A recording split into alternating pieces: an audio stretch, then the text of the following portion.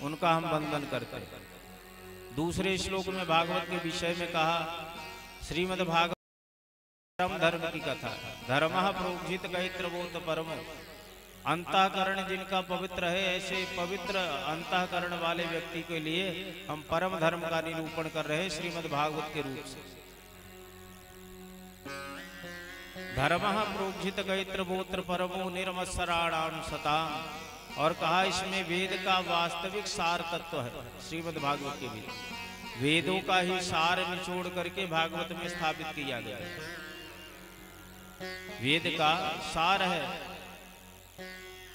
वेद्यम वास्तव मत्र वस्तु शिवदम तापत्रयोन्मूलनम, जीव का कल्याण होता है और तापों का उन्मूलन हो जाता है। ऐसी वेद व्यास जी के द्वारा भागवत जी की कथा कही गई, लिखी गई।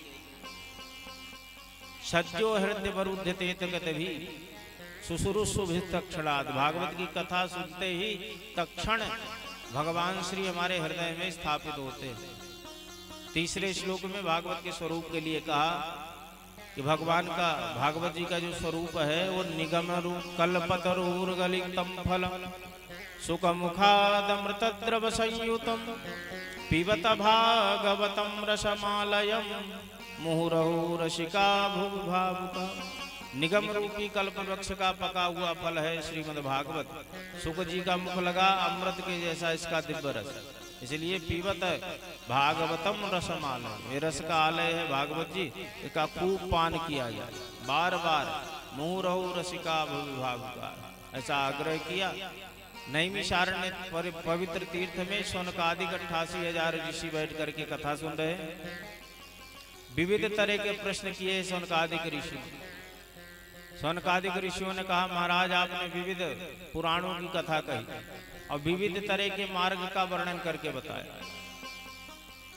कृपा करके अतः साधुत यत्सारम समुद्रत मनीषया, कृपा करके सारे पुराणों का आप सार हमसे कहिए।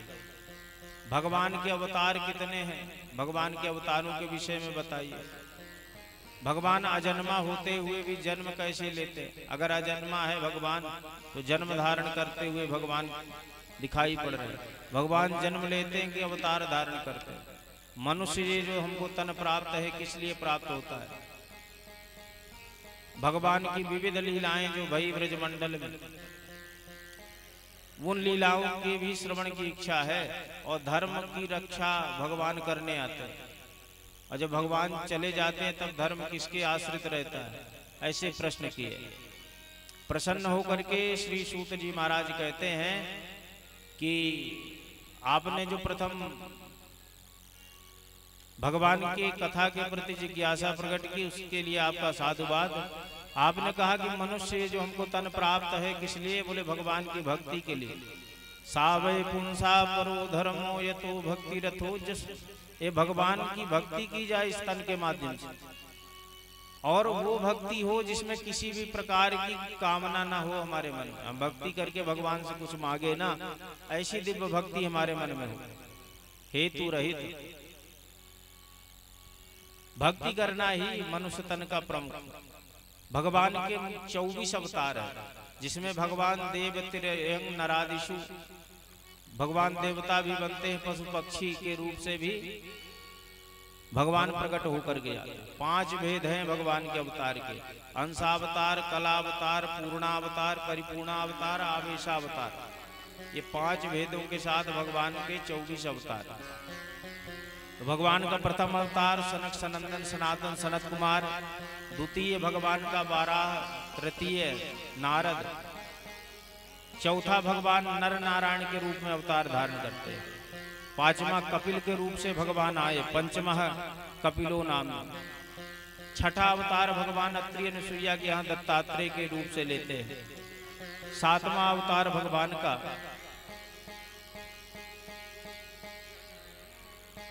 वेद व्यास जी के रूप से कहा, यज्ञ रूप से कहा, यज्ञ रूप से भगवान आकुति और रुचि प्रजापति के यहाँ थे। 8वें मेरु देव्या तो नाभे जातु रुक्रमा, 8वां भगवान मेरु देवी नाभि के यहाँ ऋषभ देव के रूप से, 9वां पृथु रूप से भगवान का अवतरण हुआ, 10वां भगवान का मत्स्य रूप से अवतार, 11वां समुद्र मंथन के समय कच्छप, 12वां समुद्र मंथन में ही मोहिनी और 13वां धनवंतरी है भगवान का अवतार। चतुर्दशम नारसिंहम, 14वां अवतार भगवान का नरसिंह। पंचदश वामनकम, 15वां अवतार है भगवान का वामन। 16वां अवतार उस समय भगवान ने लिया जब क्षत्रियों ने अपनी धर्म मर्यादा का परित्याग करके ब्राह्मणों पर अत्याचार किया। भगवान कुपित होकर के परशुराम रूप से आए और त्रिशब्द कृत्वा कुपितो निक्षत्रान करोन्महि। 18वां भगवान का अवतार पराशर नंदन वेदव्यास जी के रूप से हुआ। 18वां भगवान का अवतार राम रूप से होता है। 19वां 20वां कृष्ण बलराम रूप से भगवान। 21वां बुध और 22वां कल्कि हंस है गिरीव, ये 2 अवतार मिला करके भगवान के 24 अवतार हैं। श्रीमद् भागवत की कथा सूत जी महाराज सुनाते हैं। तो यह हुआ कि किस अवतार किस समय में ये भागवत जी अवतार लेती हैं, कब बनाई गई वेदव्यास जी के द्वारा। तो सूत जी महाराज ने कहा कि इसी द्वापर के अंत में वेदव्यास जी भय पराशर नंदन, उन्होंने वेद का विभाग किया, इसलिए व्यास कहलाए। वेद का विभाग करके 4 वेद, पंचम वेद महाभारत और 17 पुराण लिखे। लेकिन तब भी मन को शांति नहीं। आश्रम में बैठे चिंतित थे तो नारद जी महाराज आए, जिनका पूजन किया वेदव्यास जी ने, और लटका हुआ मुख देख करके नारद जी ने प्रश्न किया कि पाराशर्य महाभागा भवता कच्चिदात्मना परितुष्यत शारीर आत्मा मानस। आपका वेदव्यास जी पूरा जीवन परोपकार के लिए समर्पित है। कोई गलत काम करे तो लज्जा से नीचे सिर झुक जाना चाहिए, पर परोपकार का अच्छा काम करने वाला व्यक्ति भी मुंह लटका ले, अच्छी बात नहीं। तो प्रणाम करके वेदव्यास जी ने कहा कि आस्तेव में सर्वमिदं तयोक्तम तथापि नात्मा परितुष्यते में तन्मूलम अव्यक्तम अगाध बोधो प्रक्षामहे त्वात्म भावात्मभूत। हमने सारे जगत की कल्याण की इच्छा की, वेद का विभाग किया, 17 पुराण लिखे, और तब भी हमारी आत्मा को संतोष नहीं। क्यों? बोले इसलिए कि मुझे ऐसा लगता है कि ये पूर्णतम ग्रंथ नहीं, कहाँ कमी रह गई। नारद जी ने देखा और कहा कि इन ग्रंथों से लौकिक जगत के व्यक्तियों का कल्याण हो पाए, लेकिन भगवान को आनंद नहीं प्राप्त होगा। दुर्वासा जी का आमंत्रण कर दिया पांडवों ने, अक्षय पात्र था, लेकिन द्रौपदी ने भोजन कर लिया, धुल करके रख दिया। भगवान को बात पता चली, भगवान ने कहा अच्छे से देखो, द्रौपदी ने कहा अच्छे से देख लिया, माज करके रख दिया। भगवान ने देखा साग का तिनका लगा था, भगवान उसको मुख में पधरा लिए और डकार लगाई तो दुर्वासा जी को अजीर्ण हो गया, धोंधी आने लगी, डकार आने लग गई, पेट भर गया। दुर्वासा जी जब लौट करके आए, भोजन के लिए आग्रह किया पांडवों ने, तो उनका तो हाजमा ही बिगड़ा था। तो भगवान ने एक साग का टुकड़ा पा करके संतुष्टि ग्रहण की तो जगत संतुष्ट हो गया। नारद जी महाराज कहते हैं कि भगवान अगर प्रसन्न हो जाए, भगवान संतुष्ट हो जाए, तो सारे जगत की संतुष्टि हो जाए। इन ग्रंथों से लौकिक जगत के व्यक्तियों को सुख मिलेगा, लेकिन भगवान आनंदित नहीं होंगे। क्यों? बोले भगवान भागवतों के चरित्र से आह्लादित होते। आपने जितने ग्रंथ लिखे सब भगवान के लिखे, भक्तों का ग्रंथ लिखा ही नहीं आपने। वेदव्यास जी ने कहा नारद जी कैसी बात करते, जहां भगवान के चरित्र वहां भक्तों के चरित्र, भक्त के बिगर भगवान की कथा ही कैसी। नारद जी ने कहा कि हमारा निवेदन यह है कि जहां भी आपने कथा लिखी उसमें भगवान श्रेष्ठ भय और भक्त उनके छोटे भय, लघु भय। ऐसी आप कथा लिखिए जिसमें भगवान लघु हो और भगवान के भक्त बड़े हो। वेदव्यास जी ने कहा नारद जी ऐसे कौन भगत हुए जिनके सामने भगवान छोटे पड़ गए? बोले 1-2 हो तो कहे, न जाने कितने ऐसे भक्त हुए। ब्रज की ब्रजांगनाएं कहती कि एक चुल्लू छाछ दूंगी, नाच दिखा दे लाला। तो ब्रज का वह दिव्य परमात्मा ब्रजांगनाओं के सन्मुख नृत्य करता है, जो जगन नियंता जगदाधार जगदीश्वर परब्रह्म परमात्मा है। उनके बस में भगवान नाच रहे एक चुल्लू छाछ के लिए। भीष्म पितामह जी, भगवान ने प्रतिज्ञा ले रखी है अस्त्र शस्त्र नहीं उठाऊंगा महाभारत युद्ध में, और भीष्म पितामह ने बाद में प्रतिज्ञा ले ली कि मैं भगवान से अस्त्र शस्त्र उठवा लूंगा। भक्त ने प्रतिज्ञा की तो भगवान को प्रतिज्ञा तोड़नी पड़ी। भीष्म पितामह जी कहते हैं स्वनिगम अपहाय मत प्रतिज्ञा मनतमधिकर्तम अवप्लुतोरथ। मेरी प्रतिज्ञा के लिए आपने अपनी प्रतिज्ञा तोड़ दी, जबकि आपकी प्रतिज्ञा पहले। तो जिन भक्त के वजह से भगवान ने अपनी प्रतिज्ञा तोड़ी, ऐसे भक्त भीष्म पितामह। द्रौपदी मैया, पांडवों को जब मारने का संकल्प ले लिया भीष्म पितामह जी ने, तो भगवान द्रौपदी को लेकर के चले शिविर में रात्रि के समय। चरण पादुका आवाज करती है, भगवान ने उतरवा ली चरण पादुका और कांख में दबा लिया। द्रौपदी जी आगे आगे चल रही, भगवान चरण पादुका दबाए कांख में पीछे पीछे चल रहे। अब बताइए कौन श्रेष्ठ हुआ, जो चरण पादुका उठा करके चप्पल लेके पीछे पीछे चल रहा है, कि जो उठवा करके आगे आगे चल रहे। ऐसी भक्त द्रौपदी जिनके चरण पादुका को भगवान लेकर के चल रहे। अर्जुन अपात्र होते हुए भी गीता का ज्ञान भगवान से रथ हकवाया, भगवान को दूत बना करके भेजे। ऐसे न जाने कितने भगवान के भक्त हुए। कड़वी जो साग होती है ना, वो पशु नहीं पाते। पशु घास खाती है, पे जो कड़वा चारा होता है उसको पशु भी नहीं खाते हैं ना, गाय भैंस उसको त्याग देते हैं, जिसमें कड़वापन हो, कसैलापन। लेकिन विदुरानी जी के यहाँ जब भगवान गए तो उल्टे पटे में बैठा करके केले के छिलके और कड़वी बथुआ की साग पवाते है ना। तो जिनकी भक्ति इतनी श्रेष्ठ रही कि भगवान को कड़वी साग भी पानी पड़ी, ऐसे भगवान के चरित्रों का जब आप गायन करेंगे, जिसमें भगवान को लगो भक्तों को श्रेष्ठ बनाएंगे, ऐसे ग्रंथ से भगवान को प्रसन्नता हो। भगवान को अपने चरित्र से आनंद नहीं आता, भगवान को भागवतों के चरित्र से, भागवत मतलब भगवान के भक्त, उनके चरित्रों से सुख प्राप्त होता है। ऐसा ग्रंथ लिखिए जिसमें भगवान के भक्त प्रदान। वेद व्यास जी बात समझ गए, पर कहते हैं कि भाई हमारे भीतर सामर्थ्य नहीं। नारद जी ने कहा कि देखो सामर्थ्य भगवान देते, हमें आपको भ्रम होता है कि हम कर रहे हैं ऐसा। मूल तो यह है कि भगवान ही सब करते कराते, बस एक सुंदर परिकल्पना हम अपने द्वारा कर सकते। नारद जी ने कहा पूर्व में हम दासी के पुत्र थे, और देखो भगवान की कृपा की सर्वत्र मेरी पूजा हो रही। तो जब हम दासी के बेटे हो करके हर जगह पूजनीय हो सकते हैं, तो क्या आप भागवत की रचना नहीं कर सकते?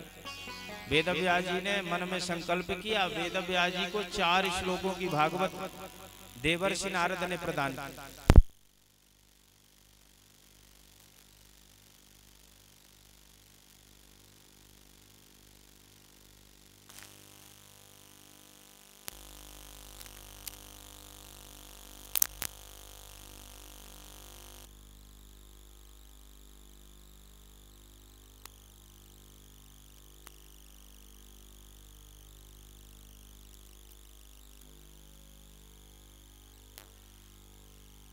श्रीमन्नारायण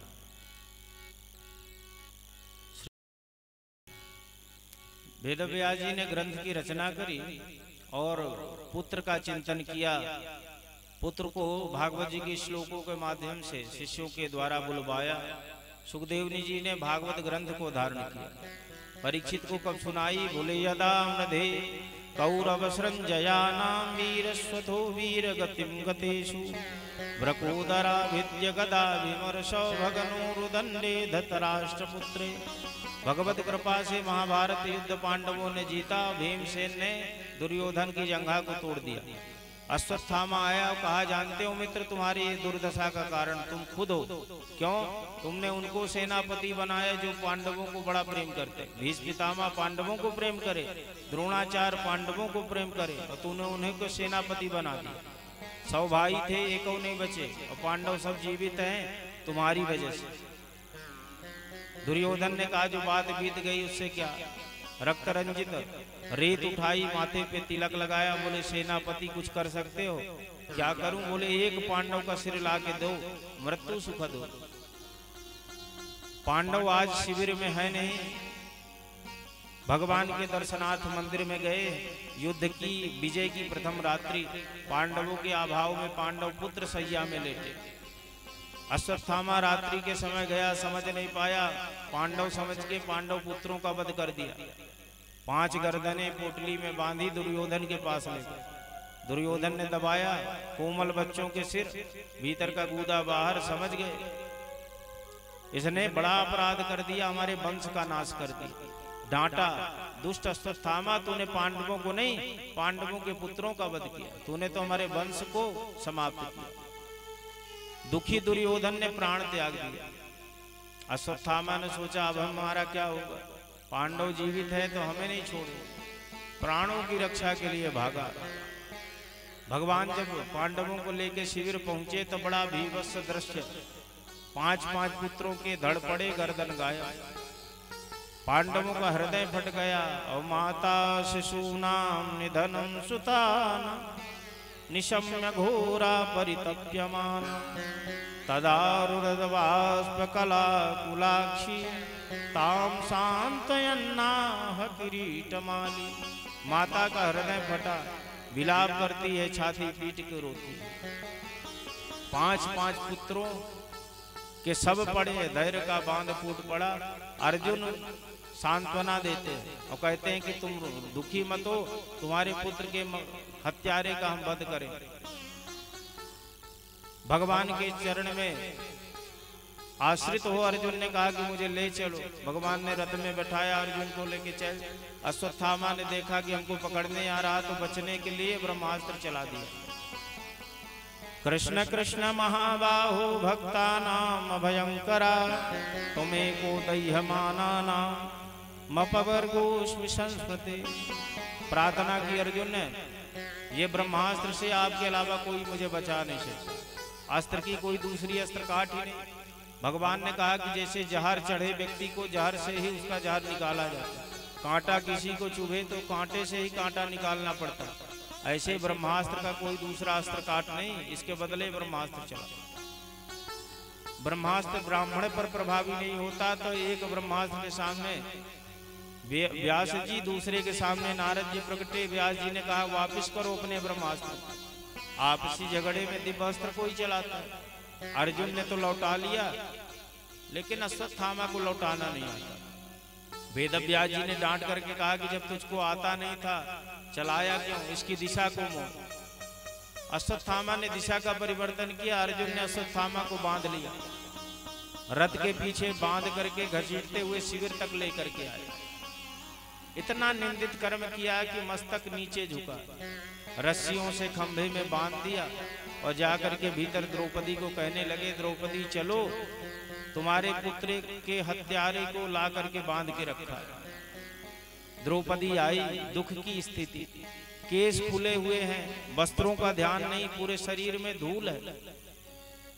लेकिन जब बाहर आकर के देखी कि एक ब्राह्मण है, रस्सियों में बताओ कौन ब्राह्मण, गुरु जी का पुत्र अश्वत्थामा।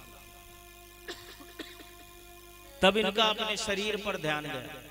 तुरंत इन्होंने अपने कपड़ों को व्यवस्थित किया, साड़ी को संभाला, धूल को निकाला, केस को बांध लिया, सर में पल्लू डाली और जाकर के अश्वत्थामा को प्रणाम करती और कहती है मुच्यताम मुच्यताम ईशो ब्राह्मणो नितराम गुरु। छोड़ दीजिए इनको। किनको बांध रखा है आपने? ये ब्राह्मण है, और ब्राह्मण भी कौन? गुरु जी के पुत्र, जो गुरु जी के समान बंधनी। इनको छोड़ दीजिए। भीमसेन को तामस बहुत जल्दी आता। भीमसेन ने कहा इसकी एक बात मत सुनना, बड़े भाई आज्ञा देते हैं कि इसका वध करो। फुसफुसा के महाभारत करा दिए, फिर रो रही है। इसकी एक बात मत मानना, मैं बड़ा भाई कह रहा हूं, उसका वध कर दो, ये बड़ा पापी है। धर्मराज युधिष्ठिर ने कहा कि भाई बात तो द्रौपदी की ठीक है, ब्राह्मण कैसा भी हो, ब्राह्मण का वध नहीं करना चाहिए। अर्जुन के समझ में आता नहीं। द्रौपदी कह रही छोड़ दो, धर्मराज युधिष्ठिर कह रहे छोड़ दो, भीमसेन बड़े भैया कह रहे मारो, मेरी भी प्रतिज्ञा है, मारना है मुझे। भगवान की शरण में गए। भगवान ने कहा देखो ब्रह्म बंधुर न हंतव्य आतताई वधारहण, ब्राह्मण कैसा भी हो उसको मारना नहीं चाहिए, आतताई को छोड़ना नहीं चाहिए। अर्जुन के समझ में आ गई बात, सम्मानित व्यक्ति के सम्मान का आनंद हो मृत्यु के समान, और गुरु जी से ज्यादा सम्मानीय व्यक्ति जीवन में कौन हो सकता है। अगर इनका अपमान हो जाए तो युक्ति आई, अर्जुन ने खड़ग ले ली और जैसे ही बढ़े तो द्रौपदी ने हाथ पकड़ा और मरोड़ के तलवार नीचे कर दी। कहा शर्म नहीं लगती तुमको, सरहस्यो धनुर्वेद सा विसर्गोप संयमा अस्तग्रामस्य भवता शिक्षिता यदनुग्रह। अरे इनके पिताजी के उपकारों को तुम भूल गए। गुरुजी ने तुमको सरहस्य धनुर्वेद सबका सार गोपनीय तत्व बताया, वह बताया जो अपने बेटे को नहीं बताया। उन्हीं गुरुजी का पुत्र तुम्हारे सामने उनको मारने जा रहा। तुम्हारे भीतर बल बहुत बढ़ा तो गुरुजनों को दंड दोगे। किसने अधिकार तुमको दिया? भाई शिष्य से गलती हो तो गुरु का अधिकार है दंड दे दे। अगर गुरु से गलती हो तो शिष्य को अधिकार नहीं कि दंड दे, है ना। बच्चे से गलती हो माता पिता दंड दे सकते, तो माता पिता से गलती हो जाए तो बच्चे को किसने अधिकार दिया कि माता पिता को दंड दे, है ना। भाई बच्चा गलती कर रहा तो 2 झपाड़ा लगा दिया, पर अगर माता पिता से गलती हो गई तो क्या बच्चे भी लगा दे? तो बच्चों को यह अधिकार नहीं कि माता पिता को दंड दें। द्रौपदी ने कहा कि तुमको यह अधिकार किसने दिया कि गुरुजी गलती कर रहे हैं तुम दंड देने जा रहे? अर्जुन ने कहा कि देखो हम दंड नहीं दे रहे, हम अपनी प्रतिज्ञा बस पूर्ण कर, इनका अपमान करके वध जनित एक कर्म करने जा रहे हैं। भगवान ने द्रौपदी को अंक से लगा दिया। कहा धन्य हो द्रौपदी, तुम विषम परिस्थिति में भी धर्म का परित्याग नहीं करते। सहज स्थिति में धर्म पालन कोई बड़ी बात नहीं, विषम परिस्थिति में भी धर्म जीवन में बना रहे ये विशिष्ट बात। भगवान कहते मोहि न सुहाय ब्रह्म कुल द्रोही, ब्राह्मण कुल से द्रोह करने वाला मुझे प्रिय नहीं लगता। तुम्हारे 5 पुत्रों का वध हुआ लेकिन तब भी तुम धर्म का पालन करती हो, ब्राह्मण जान करके प्रणाम करती हो, इसीलिए तुम मुझे बड़ी प्रिय हो। कैसा भी ब्राह्मण हो जो ब्राह्मण का आदर करता, मारत ताड़त पर सुख हंता विप्र पूजे से गाय।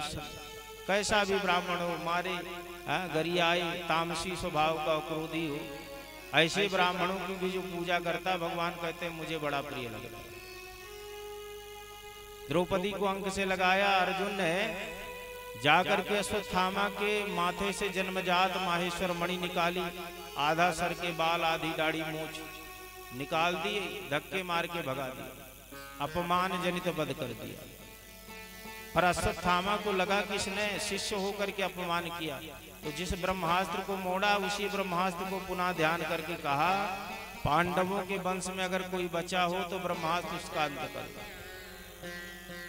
अभिमन्यु की पत्नी उत्तरा, उनके गर्भ में एक संतान है परीक्षित जी महाराज। ये गर्भ की तरफ ब्रह्मास्त्र बढ़ा, उत्तरा का गर्भ जलने लगा। भगवान की शरण में पहुंची, पाहि पाहि महायोगिन देव देव जगतपते, नान्यम तद भयम पश्येत मृत्यु परस्पर। भगवान ने देखा कि जिस अश्वत्थामा को हमने छोड़ा उसी ने पांडवों के वंश के विनाश के लिए ब्रह्मास्त्र चला दिया। जैसे अष्ट महादान होते ना वैसे अष्ट महापातक होते, उसमें 7वें नंबर का महापातक है गर्भगत शिशु को नष्ट करना, है ना। गर्भ में जो भ्रूण है उसको समाप्त कर देना, अंडे को फोड़ देना, ये महापातकों में से। और सबसे बड़ा महापाप है गोचर भूमि को जोतना।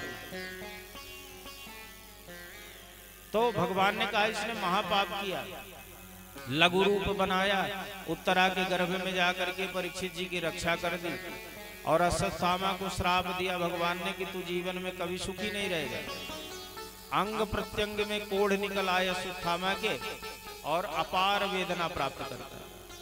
भगवान ने पांडवों के वंश की रक्षा की। बुआ ने भगवान की स्तुति की, नमस्ते पुरुषम ताज्योमीश्वरम प्रगते परा, अलक्षम सर्वभूतानां अंतर बहिरवस्थितम।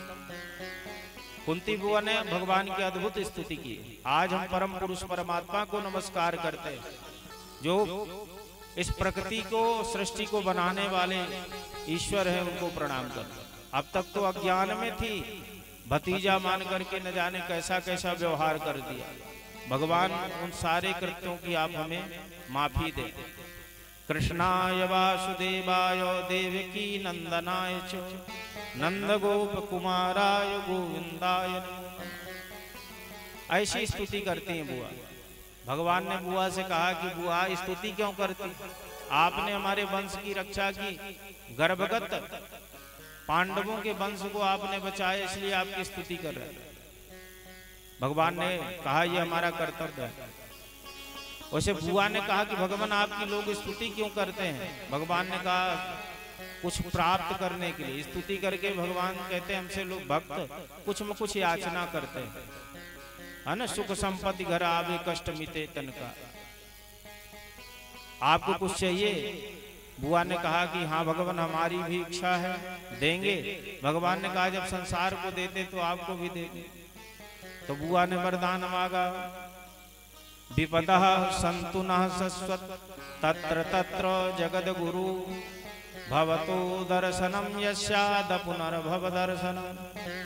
अद्भुत वरदान। कुंती बुआ के अलावा, ऐसे भक्त के अलावा दूसरा कोई ऐसा वरदान नहीं मांग सकता। क्या वरदान मांग रही हैं? विपदः सन्तु नः शश्वत। हे भगवान अगर प्रसन्न है तो वरदान दीजिए कि जीवन भर हमको विपत्ति का दुख प्राप्त, जीवन भर हमारे विपत्ति ही हमको मिलती रहे। भगवान ने मुख में हाथ रख दिया। ऐसा भी कोई वरदान मांगता है? विपत्ति का वरदान और शाश्वत, मतलब जीवन पर्यंत हमें विपत्ति ही बनी रहे, ऐसा वरदान क्यों? तो बुआ ने कहा कि प्रभु जब जब जीवन में विपत्ति होती तब तक भगवान आपकी याद आती है ना। भगवान को जब जीवन में आपत्ति का समय होता है तो भगवान ही दिखाई पड़ते हैं। तो बुआ कहती हैं कि वो विपत्ति श्रेष्ठ जिसमें भगवान आपकी याद आती है, आपका चिंतन होता है। हनुमान जी कहते हैं कहा हनुमंत विपत प्रभु सोई जब तब सुमिरन भजन न होई। राम जी से कह रहे, कहते हैं कि जीव की वास्तविक विपत्ति का वह समय है जब वह भगवान के चिंतन भजन के बगैर समय व्यतीत कर देता है। तो बुआ कह रहे हैं कि हमें विपत्ति का वरदान नहीं।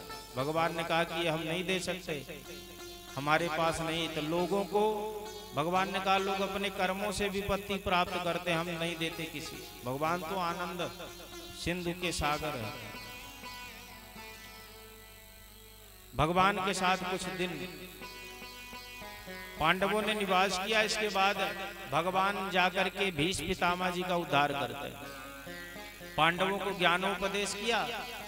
सूर्य उत्तरायण की भीष्म पितामह जी प्रतीक्षा में थे, सूर्य उत्तरायण होने वाले थे। भगवान भी गए और कहा कि महाभारत युद्ध का दोषी पांडव अपने आप को मानते।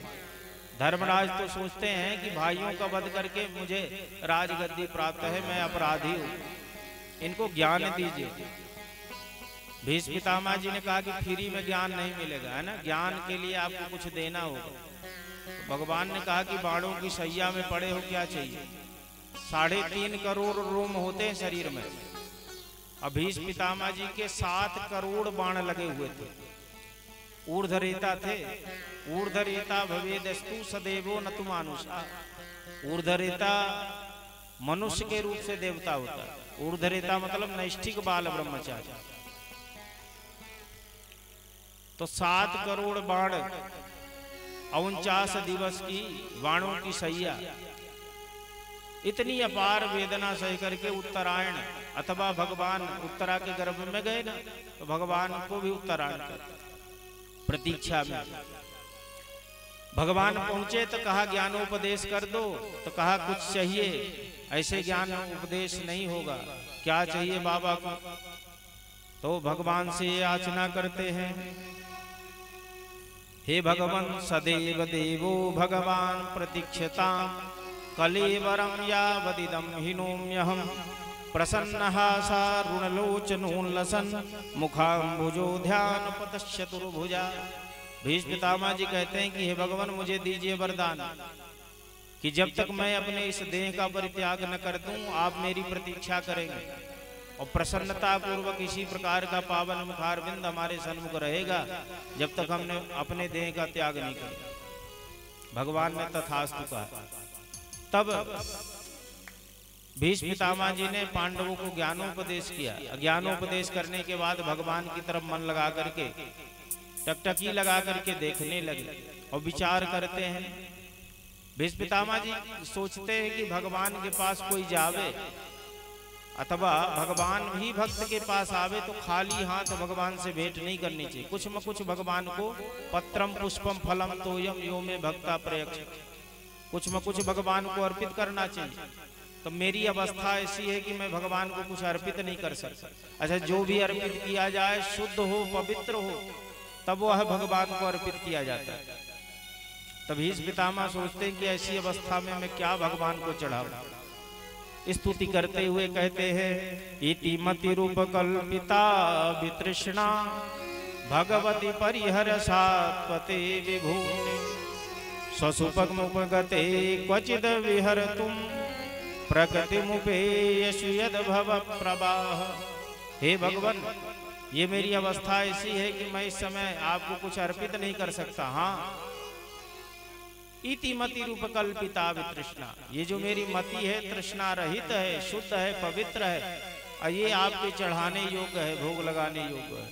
तो ये मैं अपनी मति को भगवान आपके श्री चरणों में समर्पित कर रहा हूं। अपनी मति को भगवान में चढ़ा करके फिर भगवान के स्वरूप के विषय में कहा, त्रिभुवन कमलम तमाल वरण रविकर गौर्य वरांबरम दधाने बपुरल गुलामृता जनाभम विजय सखेरतिरस्तु में नवद्यः। अद्भुत भगवान के स्वरूप का चिंतन करके कहते हैं, आप भक्त वत्सल हो ठाकुर। क्यों? बोले, स्वनिगम अपहाय मत प्रतिज्ञामृतमधिकर तुम बप्लुतुरतस्ता। मेरी प्रतिज्ञा के लिए आपने अपनी प्रतिज्ञा तोड़ दी। टूटे हुए रथ के पहिए को लेकर के हमारी तरफ बढ़े। एक भक्त का मान रखने वाले आप, मैं आपकी शरण ग्रहण करता हूं। सूर्य उत्तरायण हुए, भगवान सन्मुख खड़े हैं और भीष्म पितामह जी ने ब्रह्मरंध्र में प्राण चढ़ाए। आकाश में देवता दुंदुभियां बजाते हैं, नगाड़े बजते हैं, कल्प वृक्ष के पुष्पों की वृष्टि होती है और दिव्य भगवान की बाकी झांकी को हृदय में बिठाकर दर्शन करते हुए भीष्म पितामह जी महाप्रयाण करते हैं। सब हर्षित होकर के जयकारी लगा रहे हैं, भक्तराज भीष्म पितामह की जय। अर्जुन भगवान के परिवार के स्वधाम गमन के बाद जब लौट करके आए तो तेज विहीन थे। पांडवों को पता चला भगवान छोड़ करके हमको चले गए, तो बुआ कुंती ने पहले प्रथम देह त्याग किया।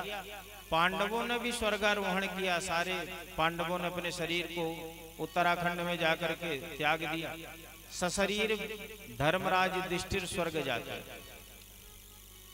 परीक्षित जी महाराज राजा बन गए, धर्मयुक्त होकर के पितामहों के अनुसार राज्य करते। हर जगह धर्म की स्थापना, चारों तरफ सुख शांति। लेकिन परीक्षित जी सोच रहे हैं कि ऐसे काम नहीं चलेगा, प्रजा के मध्य जाकर के स्थिति देखनी चाहिए। भेष बदले, घोड़े पर बैठ करके गए, जहां जाए वहीं पूर्वजों की प्रशंसा। धर्म की स्थापना है, चारों तरफ सुख शांति। एक जगह इनको विलक्षण दृश्य दिखाई पड़ा। 3 पैर का कटा एक बैल, जिसका खाली एक पैर है, उस एक पैर को एक राजा के जैसा भेष बनाया व्यक्ति काटे डाल रहा तलवार से। बगल में एक गाय खड़ी रो रही है। ऐसा जब दृश्य देखा परीक्षित जी का हृदय कांप गया। हमारे धर्मराज के पौत्र के राज में इतनी बड़ी क्रूरता, एक बैल के एक ही पैर है उसको भी काटे डाल रहा था। हाथ में खड़ग लेकर के मारने दौड़े तो शरण में आ गए। छोड़ दिया क्षत्रिय धर्म के नाते।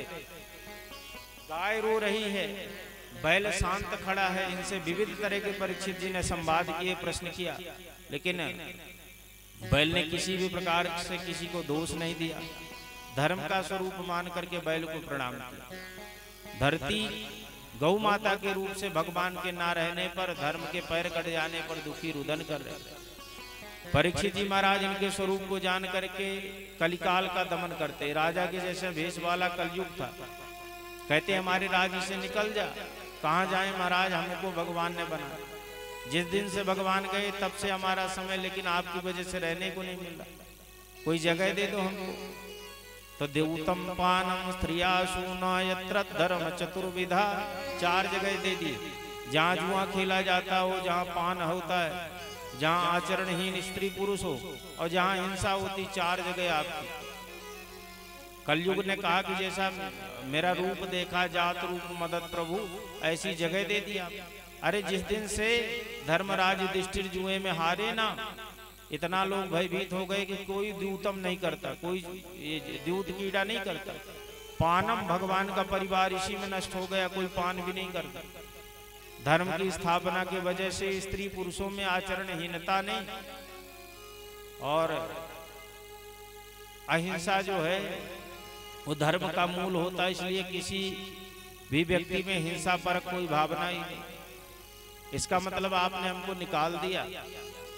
परीक्षित जी ने कहा जब भाई तेरे एक भी गुण अच्छा नहीं तो हम तुझे अच्छी जगह कैसे? बोले ऐसी बात नहीं महाराज, यद फलम नास्ति तपसा न योगे न समाधिना तत्फलम लभते सम्यक कलौ केशव कीर्तना। अन्य युगों में जो फल की प्राप्ति तप ध्यान समाधि पूजा यज्ञ से नहीं, वो कलिकाल में भगवान के कीर्तन करने से फल प्राप्त हो जाता है। ये मेरे भीतर का दिव्य गुण है। कृते ध्यायते विष्णु, सतयुग में ध्यान करके, त्रेतायाम यजतो मखे, त्रेता में यज्ञ करके, और द्वापरे परिचर्यायाम, द्वापर में भगवान की पूजना, और कलौ तदहरि कीर्तना, कलिकाल में भगवान का कीर्तन करके जीवों का कल्याण हो जाएगा। एक सुंदर गुण देखा, परीक्षित जी प्रसन्न हो गए, सोने में स्थान दे दिया। जैसे ही स्वर्ण में स्थान दिया, मुकुट सोने का पहने, लघु रूप बना के बुद्धि में बैठ गए। राजा जो कभी चींटी बिना मारे वह शिकार करता, वन में विचरण करके मृगों का वध करते हुए एक सर्प का वध कर दिया। आश्रम समीक नाम के महात्मा का वहां गया, भूख प्यास लगी, याचना करता है मुझे भोजन और जल प्राप्त कराओ, मैं तुम्हारे नगर का राजा हूं।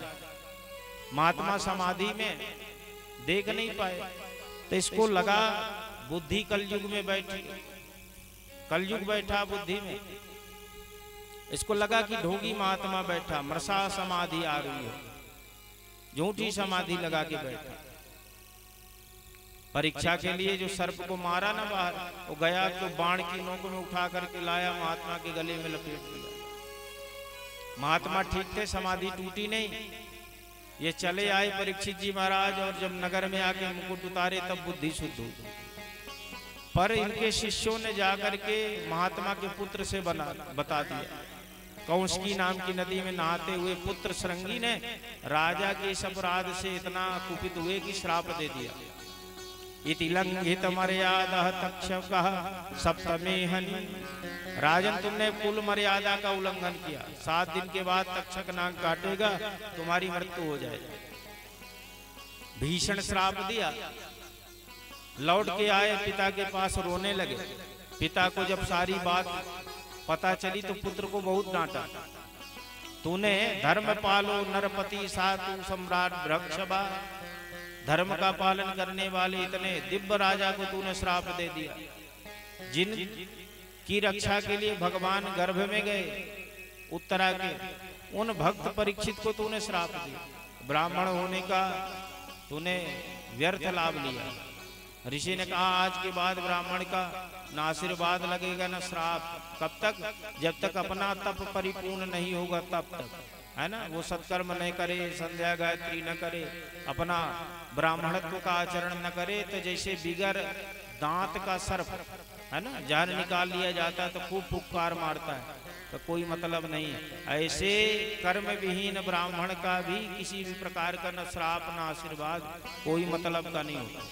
इसलिए ब्राह्मण को अगर बढ़िया बनना है तो उसको अपना ब्राह्मणत्व जो कर्म है ना, संध्या गायत्री भगवत भजन और खान पान रहन सहन में सात्विकता, ये जो मूलतः ब्राह्मण के गुण हैं, जब उसके भीतर होंगे तभी उसका व्यक्तित्व प्रभावशाली होगा और उसका वचन समर्थशाली होगा। परीक्षित जी को तो बड़ी लज्जा हो रही है प्रायश्चित भी हो रहा है, लेकिन जब पता चला कि मुझे श्राप लग गया, प्रसन्न हो गए परीक्षित जी।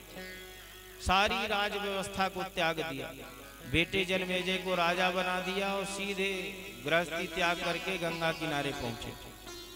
मुजफ्फरनगर जिले में शुक्रताल नाम का स्थान है, मुजफ्फरनगर से 30 किलोमीटर दूरी पे। आज भी वो वट वृक्ष है जहाँ सुखदेव जी ने कथा सुनाई थी। गंगा नदी मिली, वट वृक्ष का किनारा, वहीं जाकर के बैठे। वो बड़ा बृहद वृक्ष है, उसके नीचे आश्रम बना हुआ 2-3 मंजिल। सैकड़ों भागवत वहाँ चलती रहती, लोग अपना वक्ता लेके जाते हैं, बड़े बड़े हाल है बुक करके, वहाँ पर कथा सुनते भागवत। भावना जैसे सुखदेव जी की कथा परीक्षित जी ने यहाँ सुनी, स्थान में कल्याण हुआ, हमारा भी कल्याण होगा। इस भाव के साथ वहाँ लोग कथा सुनने जाते हैं। दास को भी 2 बार अवसर प्राप्त हुआ वहाँ जाके भागवत जी का पारायण करके, बड़ा अद्भुत स्थान है। वहां जाकर के विराजमान हुए, जितना भी महात्मा संत समूह है सब भेंट करने के लिए आया, सबका स्वागत सत्कार किया और सबसे एक ही प्रश्न किया परीक्षित जी महाराज। कहा कि महाराज 7 दिन में हमारी मृत्यु हो जानी है, आप सब जानते हैं विद्वान है, योग्य है, हमारा संस्कार भी नहीं हुआ, हमारा संस्कार करिए, हमें दीक्षा शिक्षा दीजिए, 7 दिन में जैसे कल्याण हो आप बताइए। सबरे महात्मा विविध प्रकार का चिंतन करके उपाय सोचते हैं, लेकिन कोई भी महात्मा निश्चित मुक्ति का उपाय नहीं कह पाता। परीक्षित जी ने विचार किया कि कोई निश्चित मुक्ति का उपाय ही नहीं बता पा रहा, क्या मेरा कल्याण नहीं हो पाएगा? मन चिंतित है, लेकिन जैसे ही मन में चिंता हुई, तत्रा भवद भगवान व्यास पुत्रा यदक्षया गामटमानो नपेक्षो अलक्षलिंगो निजलाभ तुष्टो व्रतस्य बालेरवधूत भेषः। उसी समय मानो भगवान वेदव्यास जी के पुत्र सुखदेव जी के रूप से प्रकटे। सुंदर दिव्य स्वरूप, चौड़ा वक्षस्थल, लंबी भुजाएं, घुघराले केस, नीलवर्ण शरीर, बड़ी बड़ी आम के फांक के जैसे नेत्र, लाल लाल अधरोष्ठ है, लंबी गर्दन है। इतना दिव्य सौंदर्य है कि जहाँ जिस रास्ते से निकलते हैं महिलाएं इनके स्वरूप को देख करके मोहित हो पीछे चलती है। बच्चे इनको पागल समझ के पत्थर मारते, पर न बच्चों के पत्थर मारने का कोई किसी भी प्रकार से क्रोध, और न माताएं जो प्रेम में चल रही उनसे किसी भी प्रकार का लगा। मनो प्रेम की स्थिति में और अपमान जनित स्थिति में, दोनों ही स्थिति में समभाव आत्मचिंतन करते सुखदेव महामुनि पधार गए। अब कोई स्थान खाली नहीं था, वो गुरु के लिए स्थान बनाया था, है ना, शिक्षा दीक्षा देने वाले के लिए। तो जाकर के वहीं पर सुखदेव जी बैठ गए। महासनेशोपि विवेश पूजिता। और जब महासन में जाकर के बैठ गए तो पूजन किया श्री परीक्षित जी महाराज। अब कहा कि आप तीर्थ के रूप है, आज स्वयं तीर्थ पवित्र करने के लिए हमारे पास। प्यासा कुआं के पास जाता है, लेकिन आज जीवन में हमारे ऐसा संयोग कि कुआं चल करके आ रहा प्यासे के पास। आज मेरा जीवन धन्य होगा। परीक्षित जी ने कहा आपका स्वभाव है कि गौदोहन समय तक रहते हैं गृहस्थ के घर भिक्षा ले। हमारे जीवन में 7 दिन ही है हमारा, तो हमारा आपसे यह प्रश्न है कि 7 दिन में जिस व्यक्ति को समाप्त हो जाना, उस व्यक्ति को क्या करना चाहिए? अतः प्रक्षामि संसिद्धिम योगिनां परमं गुरु पुरुषस्येह यद कार्यं म्रियमाणस्य सर्वथा। ऐसा दिव्य प्रश्न किया। सुखदेव जी प्रसन्न होकर के दिव्य कथामृत पान कराना प्रारंभ करा देते हैं। दिव्य पूजन हुआ सुखदेव महामुनि का। झांकी भी बनी है, आप लोग दर्शन करिए सुखदेव जी का, और यजमान जी पूजन करें, एक दिव्य भजन, और फिर है, चूंकि आधे श्रोता लोग तो चले गए। ऐसा निर्णय किया गया कथा को लेके, चूंकि गर्मी बहुत ज्यादा है, तो ऐसा चिंतन हुआ कि थोड़ा शाम से कथा प्रारंभ हो, शाम तक चले। भाई भागवत जी में लिखा है कि जैसे कथा सुनने में अनुकूलता हो, है ना, हमारा मन लगे। तो 4 बजे तक तो इतनी गर्मी ज्यादा होती कि यहाँ बैठ पाना, तो ये हुआ कि 4 बजे के बाद से लेकर के 8 बजे तक कथा सत्र चले, ताकि सब लोग प्रेम पूर्वक कथा श्रवण कर पाए। तो 4 बजे से कथा प्रारंभ होगी और 8 बजे तक चलेगी। ये समय अवधि का ध्यान रखते हुए हम आप उपस्थित होंगे। सुखदेव जी का दिव्य दर्शन करिए ये वास्तव में बड़ा प्रबुद्ध बालक है ना, जो सुखदेव की झांकी में बैठा है, बड़ा प्रबुद्ध है। तो इसका दिव्य पूजन करिए। हरि की कथा सुनाने वाले, हरि की कथा सुनाने वाले, तुमको लाखों प्रणाम, तुमको लाखों। हरि की कथा सुनाने वाले, हरि की कथा सुनाने वाले, तुमको लाखों प्रणाम, तुमको लाखों प्रणाम। हरि की कथा सुनाने वाले, तुमको लाखों प्रणाम। हमारे मुख्य यजमान सुंदर आकर भगवान का दिव्य पूजन करेंगे। और जिन भक्तों को सुखदेव जी महाराज का पूजन करना है वो कृपया पंक्तिबद्ध आकर सुंदर पूजन करके मानव जीवन को धन्य बनाएंगे। कुछ ही क्षणों बाद परम पूज्य व्यास जी महाराज के माध्यम से सुंदर दिव्य आरती करके मानव जीवन को धन्य बनाएंगे। बोले श्री सुखदेव जी भगवान की।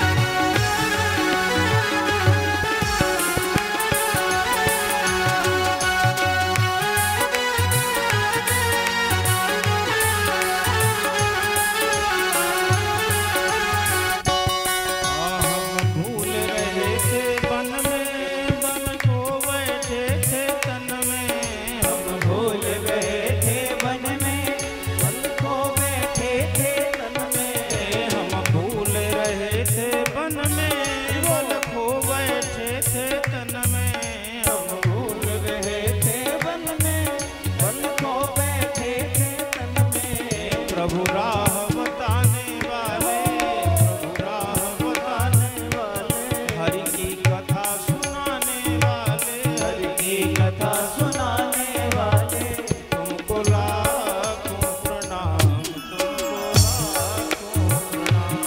हरि की कथा सुनाने वाले, तुमको लाखों प्रणाम, तुमको लाखों प्रणाम।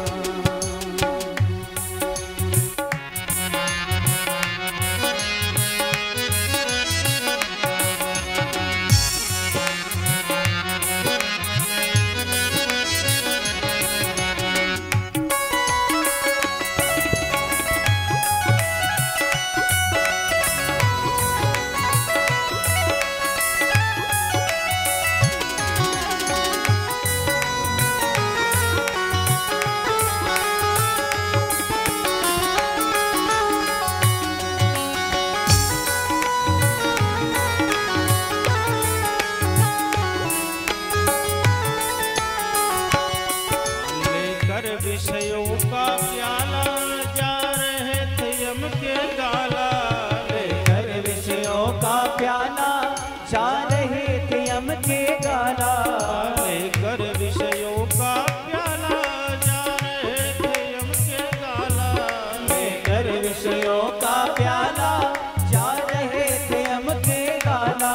अमृत पान कराने वाले, अमृत पान कराने वाले, हरि की कथा सुनाने वाले, हरि की कथा सुनाने वाले, तुमको लाखों प्रणाम, तुमको लाखों प्रणाम, तुमको लाखों प्रणाम, तुमको लाखों प्रणाम।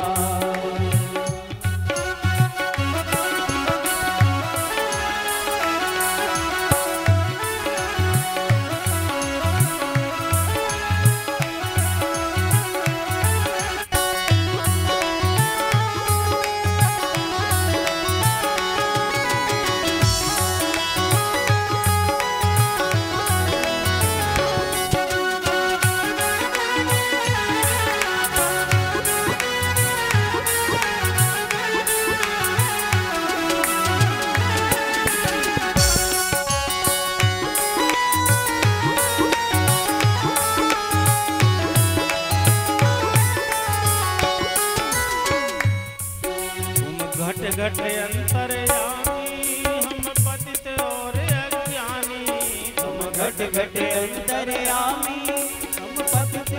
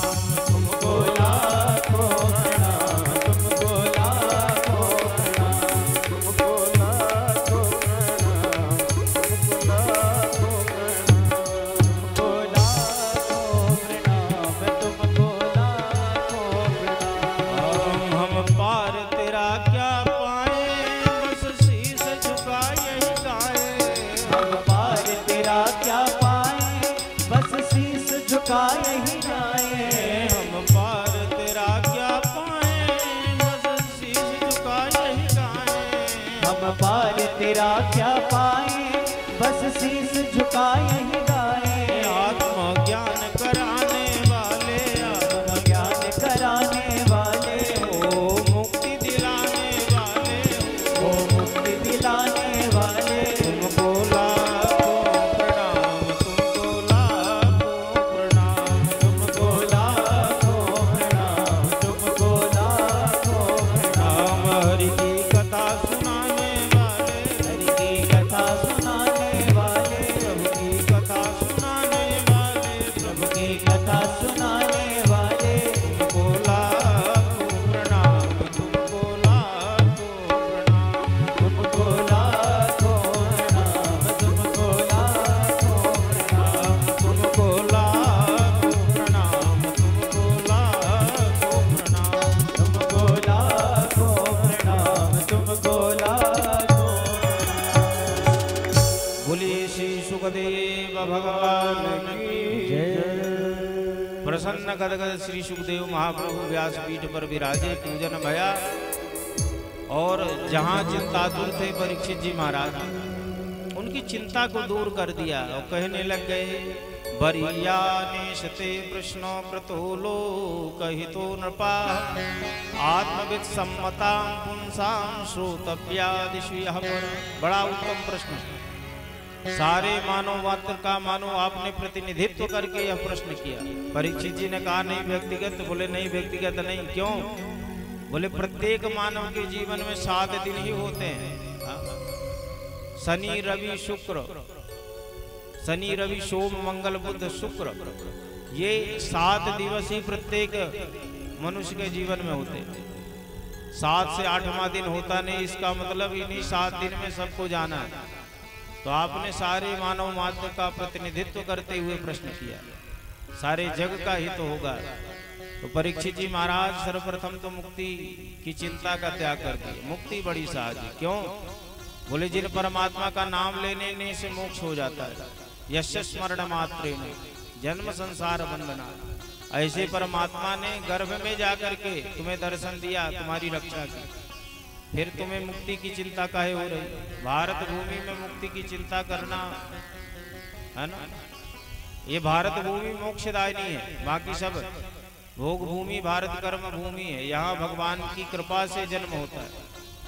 अहो अमीशाम किम कारिशो भनम प्रसन्न ईशाम सुदित स्वयं हरि यही जन्म लब्धम रसु भारतांजिरे मुकुंद सेवो पैकम सुप्रसाद। भागवत भगवान की कृपा से ये अद्भुत संयोग होता है। इन्होंने कहा कि तुम्हें मुक्ति की चिंता बिल्कुल नहीं करनी। खटवांग नाम के राजर्षि ने एक मुहूर्त में ही भगवान को पा लिया। भारत में तन मोक्ष के लिए मिलता है। इतना सहज है कि भारत की 7 पुरियां मोक्ष देती है। अयोध्या मथुरा माया काशी कांची अवंतिकापुरी द्वारावती सप्तैते मोक्षदायका। 7 पुरियां सेवन करिए मोक्ष हो जाएगा। जितनी भी भारत की नदियां हैं सब में स्नान करने से मोक्ष होता है। एक नदी छोड़ के जिसका नाम है कर्मनाशा है ना, ये नदी को छोड़ के भारत की सारी नदियों में मोक्ष हो जाता है। शालिग्राम शिलायस्तु तन मुक्ति यो जनत्रयम। जहाँ शालिग्राम की शिला हो वहाँ आसपास परिक्षेत्र में किसी व्यक्ति के प्राण छूटे मोक्ष होता है। हाँ, सतलकड़िया दे देने से मोक्ष होता है। आकाल मृत्यु हरणम सर्वव्याधि विनाशनम विष्णुर पादोदकम पित्वा पुनर्जन्म न विद्यते। भगवान शालिग्राम का चरणोदक पान करने से मुक्ति हो जाती है। ऐसा भारत भूमि में मोक्ष है। तो यहाँ तन प्राप्त करके मोक्ष की चिंता क्यों? तो क्या करें? बोले मुक्ति तो सहज है, अब तुम्हें मृत्यु का भय सता रहा है, तो उसको दूर करने के लिए भागवत की कथा सुनो। भागवत की कथा सुनने से मृत्यु का भय दूर हो जाए।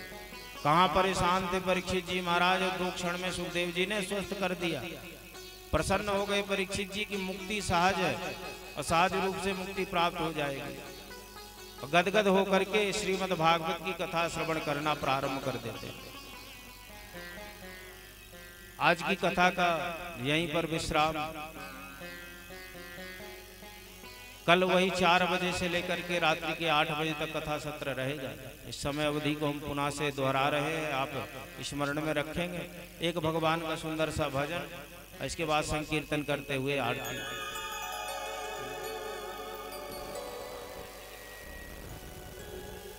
हाँ, ये अभी कथा कुछ समय तक और चलती, लेकिन चूंकि आधी जनता तो चली गई, यहाँ का नियम है 6 बजे कथा विश्राम हो जाती है ना, तो यहाँ 8 बजे का, चूंकि मौसम ऐसा है, इस समय अवधि में आप जरूर उपस्थित रहे।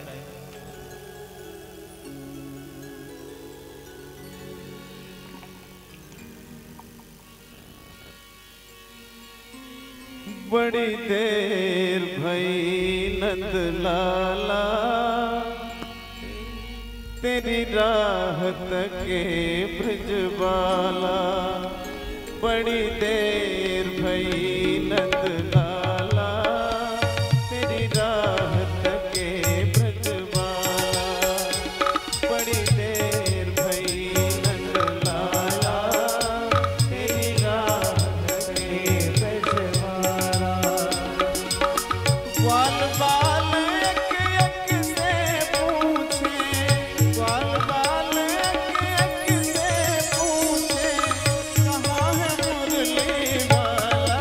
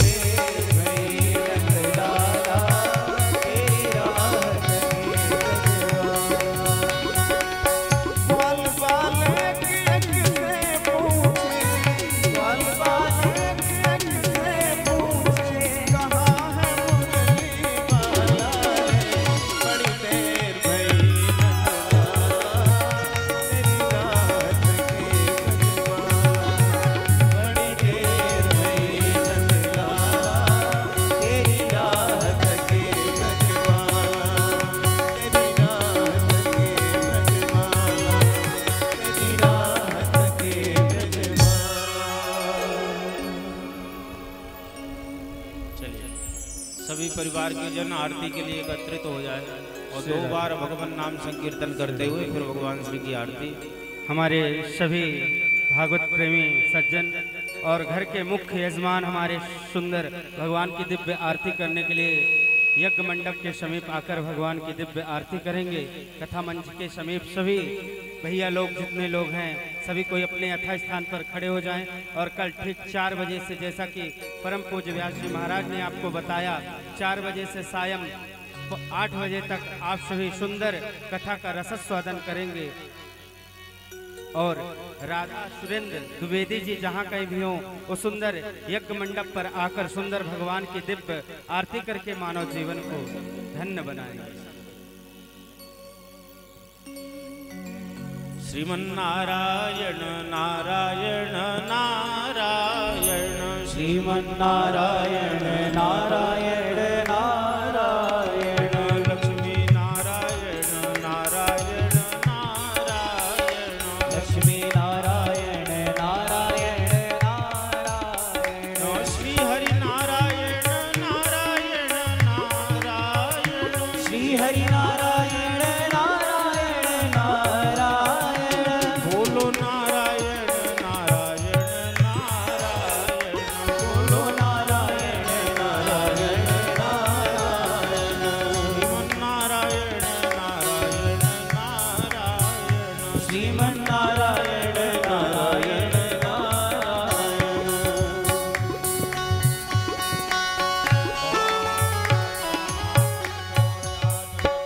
चंद्रमा मनसो जात चक्षो सूर्यो अजायत, श्रोत्राद्वायुष प्राण समुखादग्निरजायत। क्षमा तेरी आरती कन्हैया तेरी आरती, सारा संसार करेगा हाथ जोड़ के। क्षमा तेरी आरती कन्हैया तेरी आरती, सारा संसार करेगा हाथ जोड़। क्षमा तेरी आरती कन्हैया तेरी आरती, सारा संसार करेगा कर जोड़ के। क्षमा तेरी आरती कन्हैया तेरी आरती, सारा संसार करेगा हाथ जोड़ के। सिर पर सोहना मुकुट विराजे, सिर पर सोहना मुकुट विराजे, गले बैजंती माला साजे, गले बैजंती माला साजे। और फूलन के हार हो,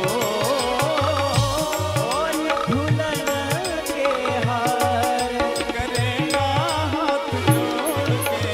क्षमा तेरी आरती कन्हैया तेरी आरती, सारा संसार करेगा कर जोड़ के।